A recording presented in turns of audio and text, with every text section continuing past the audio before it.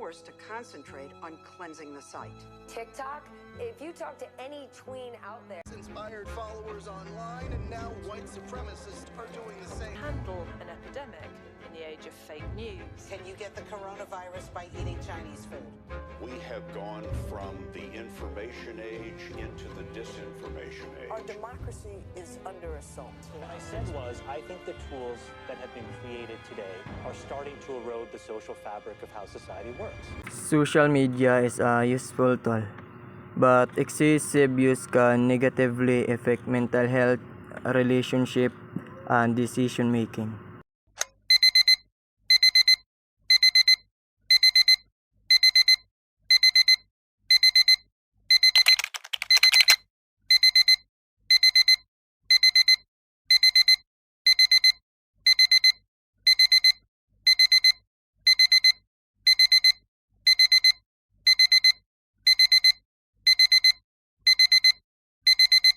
Every morning begins the same way.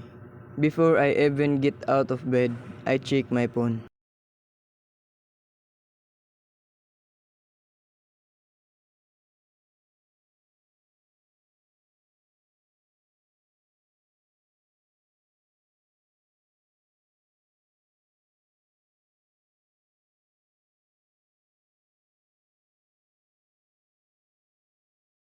One minute becomes 1 hour.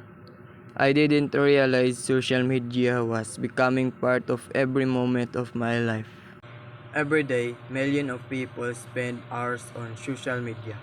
While this platform help us communicate, learn, and stay connected, they can also affect our lives if we use them without balance.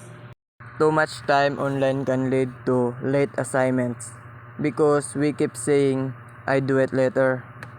One short video turns into hours of scrolling and important responsibilities forgotten. Excessive phone use can also cause poor concentration. Instead of focusing on school, work, or family, our attention is constantly interrupted by notifications and endless content.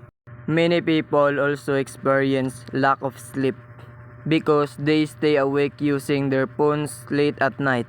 Without enough rest, it becomes harder to think clearly, learn, and stay healthy. Another danger is the spread of fake news. Not everything we read online is true. If we don't verify information before believing or sharing it, false information can spread quickly and mislead others. We may also encounter negative comments on social media. Hurtful words, cyberbullying, and online criticism can damage a person's confidence and mental health. When all of these problems come together, late assignment, poor concentration, lack of sleep, fake news, and negative comments, they can lead to stress, anxiety, and emotional exhaustion. Technology is not the enemy. The real challenge is how we choose to use it.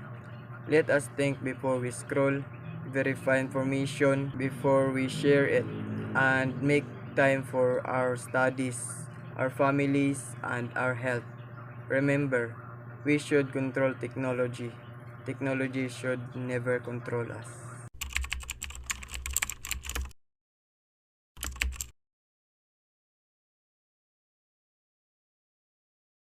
I realized that social media wasn't just showing me content. It was learning about me and trying to keep my attention. Changing my life by turn off notification, limit screen time, read books, exercise,